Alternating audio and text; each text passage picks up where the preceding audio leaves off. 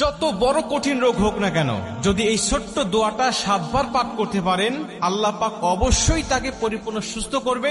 যদি তার হায়াত থাকে, মৃত্যুর সময় যদি না এসে থাকে, তাহলে আল্লাহ অবশ্যই এই দোয়ার বরকতে তাকে সুস্থ করবে। নবীজি সাল্লাল্লাহু আলাইহি ওয়াসাল্লাম নিজে যখন কোনো অসুস্থ ব্যক্তির খবর পেতেন, তিনি ছুটে চলে যেতেন এবং এই দোয়াটা পাঠ করতেন। তিরমিজি শরীফের বর্ণনা আসছে, আব্দুল্লাহ ইবনে আব্বাস রাদিয়াল্লাহু তাআলা আনহু হাদিসটা বর্ণনা করেছেন।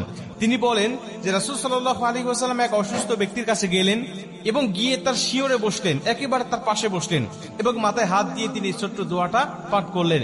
এবং নবীজি আমাদেরকে উদ্দেশ্য করে ডাক দেয়া বলেন, শোনো, এই দোয়াটা যদি কোনো ব্যক্তির কাছে গিয়ে, যদি কোনো মুমূর্ষু ব্যক্তির কাছে গিয়ে, যদি কোনো অসুস্থ ব্যক্তির কাছে গিয়ে এই দোয়াটা তোমরা পাঠ করতে পারো, আর আল্লাহ যদি ওই সময় তার মৃত্যু না লিখে থাকে, তাহলে অবশ্যই আল্লাহ পাক এই দোয়ার বরকতে তাকে সুস্থ করবে, তাকে শেফায়ে আজেলা কামেলা দান করবে।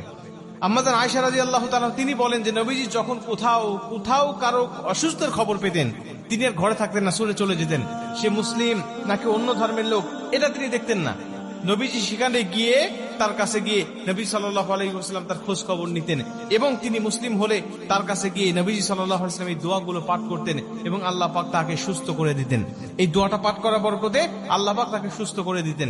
দোয়াটি হলো ছোট্ট দোয়া, আসআলুল্লাহাল আযীম রব্বাল আরশিল আযীম আইয়াশফিয়াক।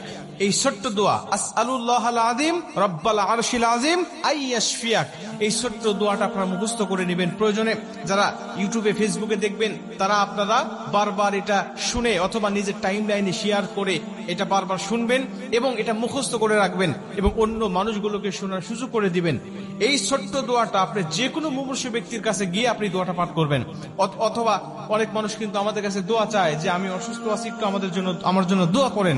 তখন আপনি দোয়াটা পাঠ করতে পারেন, আসআলুল্লাহাল আযীম রব্বাল আরশিল আযীম আইয়াশফিয়াক।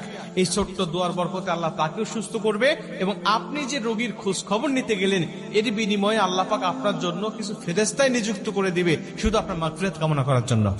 মুসলমান ভাইরা আমার, নবীজি সাল্লাল্লাহু আলাইহি ওয়াসাল্লাম বলেন, যখন কোনো ব্যক্তি মুমূর্ষু ব্যক্তির খোঁজ খবর নেওয়ার জন্য যায়, যদি সকালবেলা যায়, আল্লাহ পাক তার জন্য একদল ফেরেশতা নিযুক্ত করে রেখে দেয়।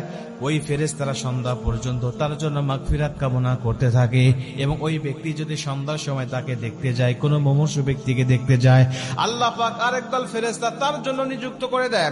ফজর অবধি পর্যন্ত আল্লাহ রব্বুল আলামিনের কাছে ওই ফেরেশতারা ওই বান্দার জন্য আল্লাহ রব্বুল আলামিনের কাছে মাগফিরাত কামনা করতে থাকে। আপনি তার খোঁজ খবর নিতে গেলেন, সে অসুস্থ ব্যক্তির এই খোঁজ খবর নিতে যাওয়ার কারণে আল্লাহ আপনার জন্য ফেরেশতা নিযুক্ত করে দিচ্ছে আপনার জন্য মাগফিরাত কামনা করার জন্য, এবং যাকে দেখতে গিয়েছেন আল্লাহ পাক তাকেও আপনার দোয়ার বরকতে তাকে পরিপূর্ণ সুস্থতা দান করতেছে। এই দোয়াগুলো পরীক্ষিত আমল, এটা সাহাবীদের আমল থেকে, নবীজি সাল্লাল্লাহু আলাইহি ওয়াসাল্লাম আমল থেকে এটা কিন্তু চলে আসতেছে। এজন্য আপনিও যখন কোনো মুমূর্ষু ব্যক্তির খোঁজ খবর পাবেন, তার কাছে গিয়ে আপনি এই দোয়াটা করবেন ইনশাআল্লাহ।